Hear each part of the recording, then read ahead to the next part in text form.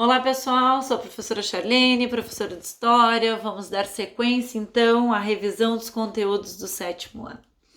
Bom, agora a gente está entrando na Idade Moderna, gente. A Idade Moderna é um período que a gente chama de período de transição.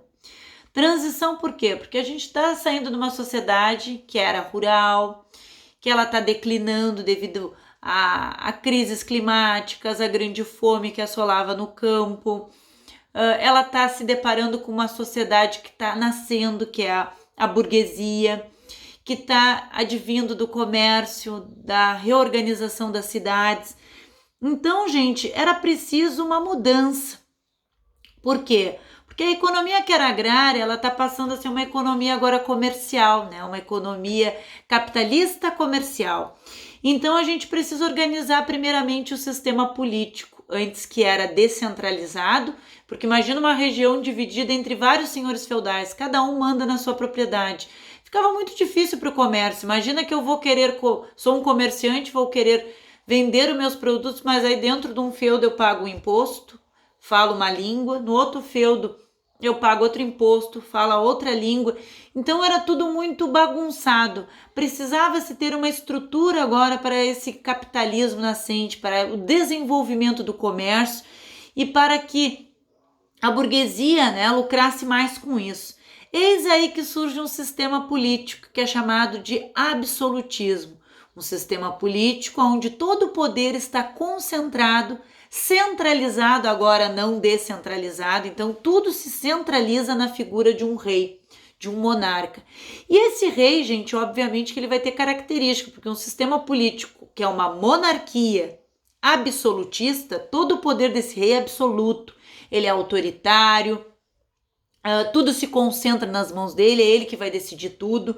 Então isso foi de certa forma acontecendo. Por quê? Porque o rei agora vai controlar o seu estado. Estado com letra maiúscula significa nação. Então ele vai dar origem a essa nação com um território definido, com uma língua então, né, que vai ser a língua daquela nação, com um exército para defendê-lo, né, porque se ele vai ser autoritário e às vezes até injusto, com uso de violência e tudo mais, ele vai ter que ter um exército que amedronte um pouco essa população. A transmissão do poder, né, não vai ser votado, né, pela população, e sim de pai para filho. Então, o filho mais velho é que herdava o direito de assumir o trono, né, na morte do pai. Então, esse rei, o poder dele era absoluto, ele podia usar a violência, a injustiça, ele mantinha altos gastos para sustentar a sua nobreza. E tivemos várias dinastias, vários reis, então, importantes nessa época. A gente vai ter também um momento ali que além dele ter essa soberania, esse poder absoluto, ele vai ter alguns teóricos, alguns pensadores que vão fazer obras para defender esse abuso do poder real, que seria, então, o Jacques Bossuet, que vai falar muito sobre a questão de que o rei tinha um poder divino, ele é como se fosse um representante de Deus na Terra. O Maquiavel vai criar a obra O Príncipe, que vai falar sobre os fins justificam os meios, então que o rei podia usar a violência, ele podia ser injusto, autoritário, mas que no final, se essa nação tivesse, né, um grande desenvolvimento, os fins justificariam os meios. E o Thomas Hobbes, que vai criar a obra O Leviatã, dizendo que a sociedade ela vivia uma espécie de selvageria, uma barbárie, um estado de bagunça, e que a figura do rei então organizaria isso, tá? Então, mesmo o rei, né, não sendo uma figura boa muitas vezes para o povo, ele era defendido pelos pensadores, né? E aí depois vem a política. Como é que o rei vai colocar em prática, né, a sua política? Através do mercantilismo. Então, o mercantilismo ele vai ser um conjunto de práticas e teorias econômicas que vão ser adotadas por essas monarquias nacionais, por esses reis que vão assumir o poder na Europa, né? Então, cada rei, né, Portugal vai ter, né, seus reis, na França vai ter os seus, na Inglaterra, na Espanha, né, enfim. Esses reis, então, vão escolher uma dessas práticas, uma dessas teorias para adquirir o quê? Qual era o objetivo de uma política? Né? Obter lucro, né? O objetivo principal era trazer lucro para a nação, desenvolvimento, e a gente vai ter vários tipos. O dirigismo estatal, por exemplo, seria o rei, então ele tem todo o direito, né, de se meter nos ramos econômicos. O metalismo, quanto mais ouro e prata esse rei trouxer para dentro das suas fronteiras, mais lucro terá, né, essa nação, mais dinheiro. Protecionismo é aquelas tarifas, né, alfandegárias de imposto, né, nas fronteiras. Então, quando eu quero desenvolver o meu produto nacional, eu aumento o imposto alfandegário de outro produto que seja internacional. Então, isso seria o protecionismo. Industrialização, já incentivar, né, o comércio através de pequenas manufaturas, indústrias. O monopolismo, que seria somente um país ou um comerciante vai poder lucrar com aquele produto. Isso é monopólio, por exemplo. O pau-brasil aqui no Brasil era monopólio de Portugal, então só Portugal tinha direito a isso. Isso é monopólio, dar a privilégio a somente uma instituição, né, comercial, um país, enfim.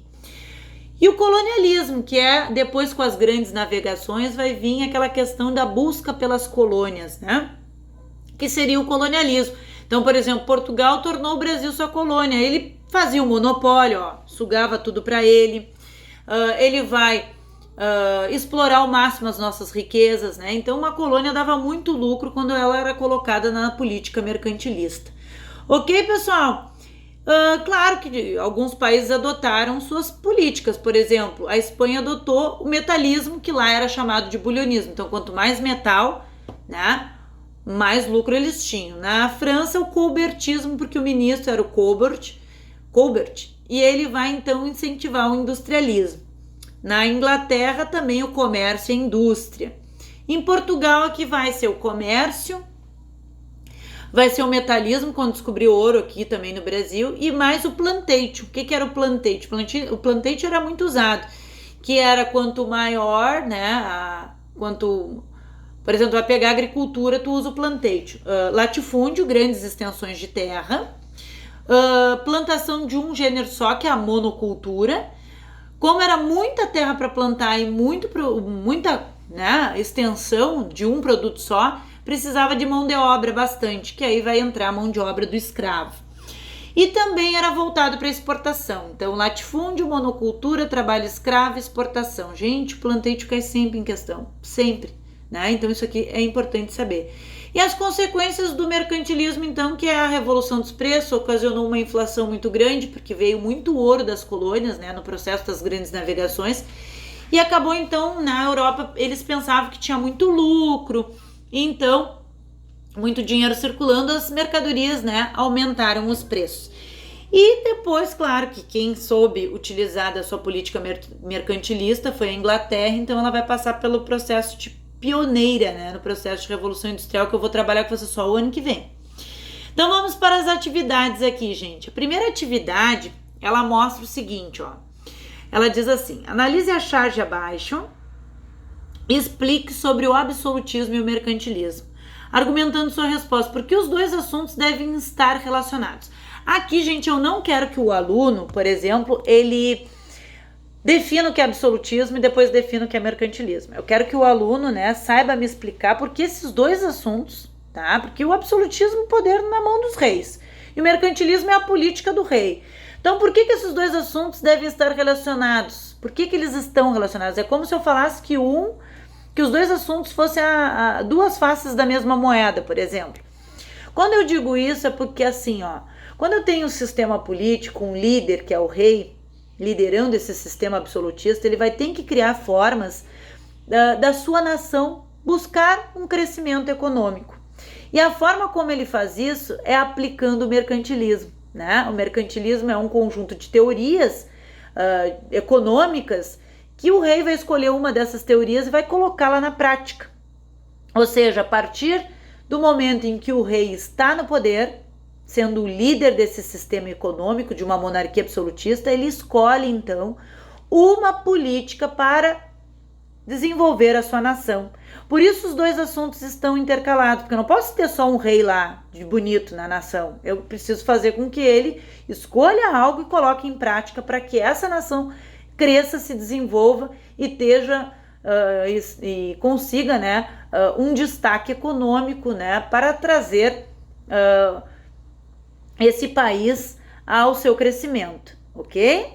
Bom, a número 2 já é de marcar, então vamos lá para a apostila. Então, a número 2 diz o seguinte: leia o segmento abaixo. O rei tomou o lugar do Estado, o rei é tudo. O Estado não é mais nada. Estão vendo que o Estado aparece em letra maiúscula? Ó? Seria a nação. Ó. A nação não é mais nada. Ó. O rei tomou o lugar de tudo. Ele é o ídolo a quem se oferecem as províncias, as cidades, as finanças, os grandes e os pequenos em uma palavra, tudo. Então ali dá a fonte, né, do livro, A Sociedade de Corte. Essa afirmação de um contemporâneo de Luís XIV, que era um rei na França, diz respeito a uma forma de governo que ficou conhecida como monarquia absolutista. Ó. Quando eu digo monarquia absolutista, ó, absoluto, o rei tem poder absoluto, ele é tudo, ó, tá dizendo no exercício, né? Ele representa tudo. Opa, gente, desculpa aqui. Ele representa tudo, né? Então ali o exercício mesmo está dizendo isso para vocês, ok? Vamos para o próximo aqui. Vamos para o 3. A frase Luís, o Estado sou eu, ó, o Estado sou eu. O que era o Estado? A nação sou eu. Então eu tenho poder, eu sou absoluto. É isso que representa isso, né? Como definição da natureza do absolutismo monárquico, significa o quê?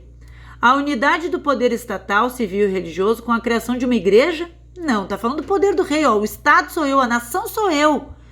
Letra B. A superioridade do príncipe em relação a todas as classes sociais, reduzindo a um lugar humilde a burguesia enriquecida. A submissão da nobreza feudal pela eliminação de todos os seus privilégios fiscais. D. A centralização do poder real e absoluto do monarca na sua pessoa, sem quaisquer limites institucionais reconhecidos. É isso aí, gente, a centralização do poder absoluto, né, real do monarca. Então é a letra D ali, ó, mostrando isso, Estado sou eu. 4. A obra O Príncipe, Maquiavel defendia o absolutismo como forma de consolidar e fortalecer o Estado. Entre seus argumentos destaca-se o quê? Lembra lá, os fins justificam os meios.